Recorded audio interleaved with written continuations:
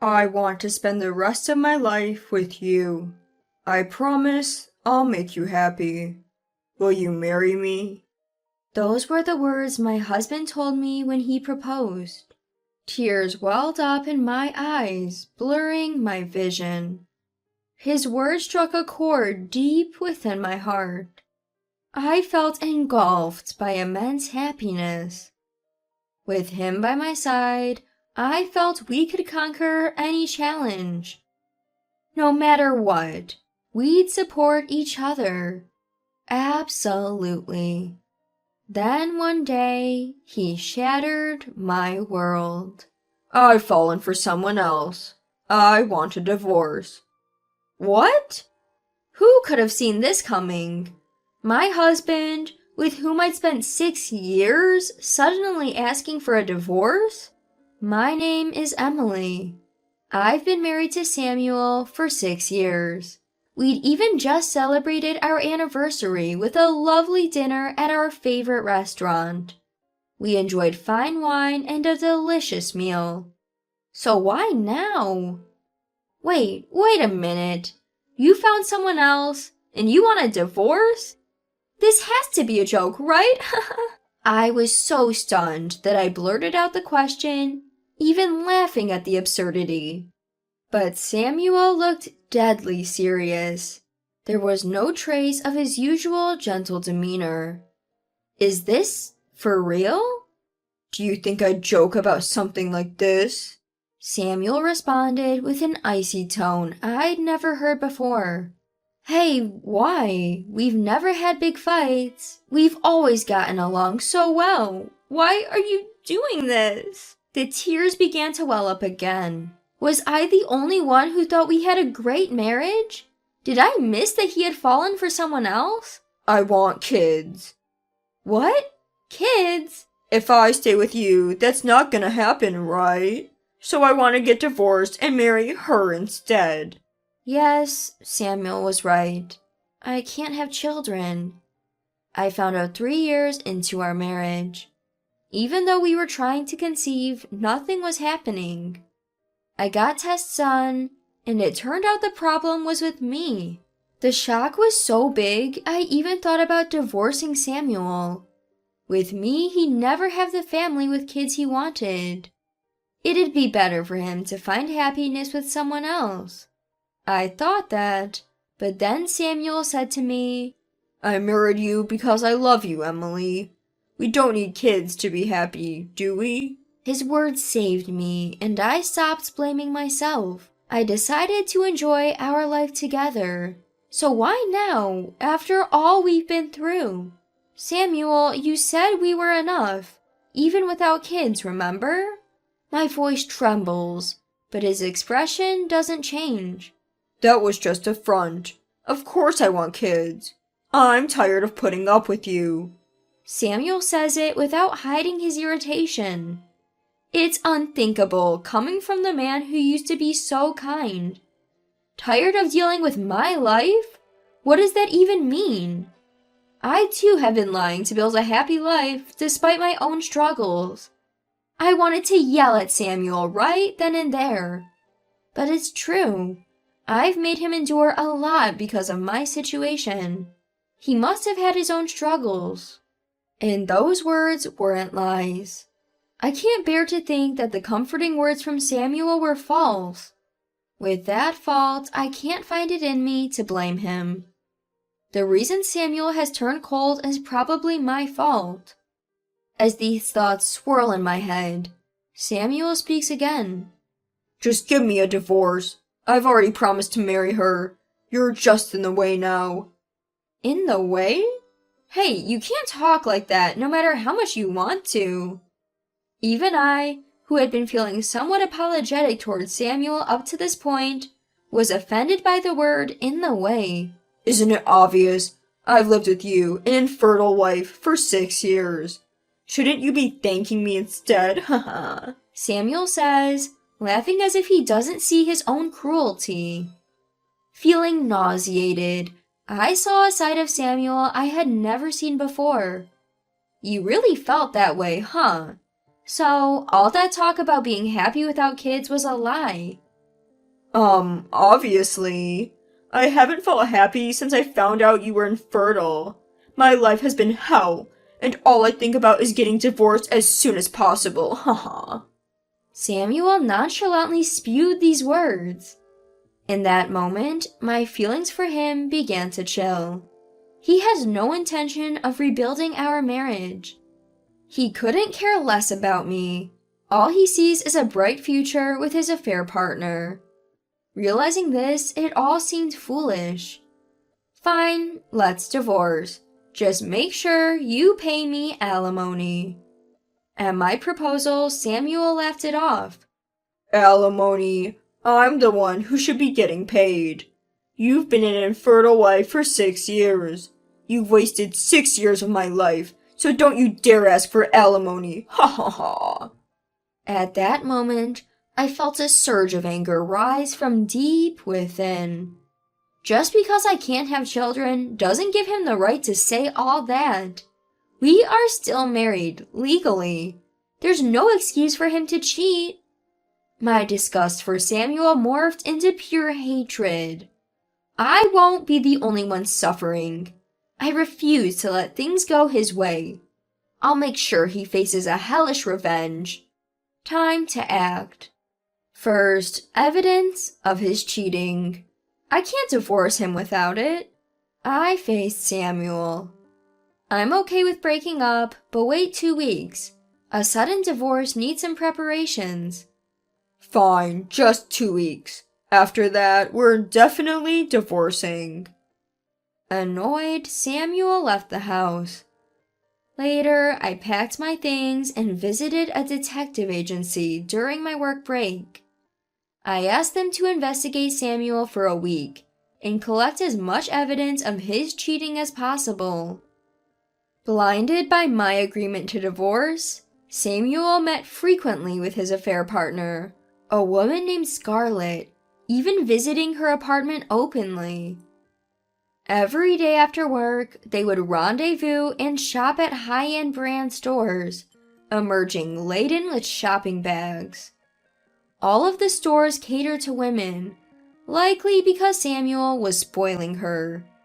Photos caught Scarlett smiling ear to ear, and Samuel smitten as they left the shops. According to the detective agency, they dine at fancy restaurants almost every night, with Samuel footing all the bills. He's splurging an astonishing amount. Where is he even getting all this money? So, he splurges on Scarlett but won't buy me a single gift? Well, on the bright side, I've collected way more evidence than I ever imagined. Even the detective agency said, Thanks to you, our job was easy, haha. Then, one day after the promised 2 weeks had passed, as I was filling out the divorce papers Samuel had sent me, my phone rang. Hello? Hey, it's me. Did you fill out the divorce papers? Hurry it up. His tone was dripping with condescension. I'm on it. I'll drop it off later. Samuel heaved a loud sigh and snapped. You're always so slow. Pack up your stuff and get out. This is going to be the house where my new love and I live. Take all your stuff with you. He hung up without waiting for a reply. This is going to be the house where his new love and he will live, huh? That's a laugh. Who's the one who's lived here all this time? Take all my stuff? Didn't need to be told. Because that's the final step in my revenge plan. It's scary how much I'm enjoying this. No turning back now. I'm going to drag him through the mud. Just as I finished packing and signing the divorce papers, I heard a noise at the front door. Are you still here? It was Samuel. Why are you here, Samuel? With a smug look on his face, he answered. I've been living at her place. I didn't bring enough clothes, so I came back to take everything. Good timing. I have some documents I need you to fill out too. I took a piece of paper out of my bag and handed it to him. What's this? I talked to my lawyer to avoid any issues post-divorce. It's a legal agreement. Read it carefully and sign." Despite my warning, he scribbled his signature impatiently and tossed the paper back at me. "You're such a hassle. Even without this, I have no intention of ever dealing with you again. Ha ha ha." And with that, he headed to his room to collect his things. He should have read it carefully like I advised. I chuckled with a sense of triumph. I knew Samuel was the type to skim over details, avoiding the fine print. But I didn't expect things to go this smoothly. Feeling pleased, I packed up all my belongings in the house. The next day, I filed for divorce and hired movers to take everything to my parents' house. I plan to live alone eventually, but for now, I'll be staying with Mom and Dad. I had already filled them in on the divorce. They were furious at first, but when I told them my plan, they both agreed it was a great idea. Just a few days later, Samuel called me sooner than I had expected. "What the hell is going on?" As soon as I picked up, Samuel started yelling. "What are you talking about?" "What do you mean, what? Why is the house empty?" Panicking, or maybe just enraged, Samuel spewed a string of expletives. I explained the situation calmly. "Well, you told me to take all my stuff, right? So I did exactly as you said." "That doesn't make it okay. The furniture is gone. We bought those with our savings." Samuel was fuming, selectively forgetting facts, so I clarified again. "Selective memory much? I bought everything in that house with my money. Remember when you lost your job right after we got engaged? My income supported us both. I won't let you forget that." After hearing this, Samuel went silent. Yes, right after we got engaged and bought a place, he lost his job. I bought all the furniture and household items. I had even been covering the mortgage for our condo. It seemed he finally remembered, losing all his bravado. "Aw, gone quiet, have you? Haha, just remembered, huh? Oh, and by the way, that condo is marital property. If we sell it, you owe me half the sale price." "What? I never heard about this." "Well, you did sign the papers, didn't you? I told you to read them carefully. This is what happens when you don't, haha." "Signed? You mean on that document?" It seems the dim-witted man finally realized. The document I had Samuel sign was full of important clauses. Not just about dividing assets, but also compensation from both Samuel and Scarlett in the divorce settlement. Furthermore, I had provisions for immediate legal action if he tried to contest it. Hearing my explanation, Samuel was at a loss for words. Over the phone, I could hear him sobbing. "Why are you crying? Wait a minute, do you even have the right to cry after cheating on me? I'm the one who's hurt here." "What do you mean? I don't get what's so bad about what I did." I was completely dumbfounded that Samuel still didn't get that he was in the wrong. What a pathetic man. You're really a lost cause. Thanks for bringing up divorce. I feel so relieved knowing parting ways was the right choice. With those final words to Samuel, I hung up. I blocked his number to make sure he couldn't contact me again. Next, I had my lawyer demand alimony from both Samuel and Scarlett. Surprisingly, they had already broken up. According to my lawyer, Scarlett actually had another boyfriend. So, Samuel was just a fling for her. Scarlett was furious when she was sued for alimony. "Why the hell do I have to pay? I was just having fun with that guy."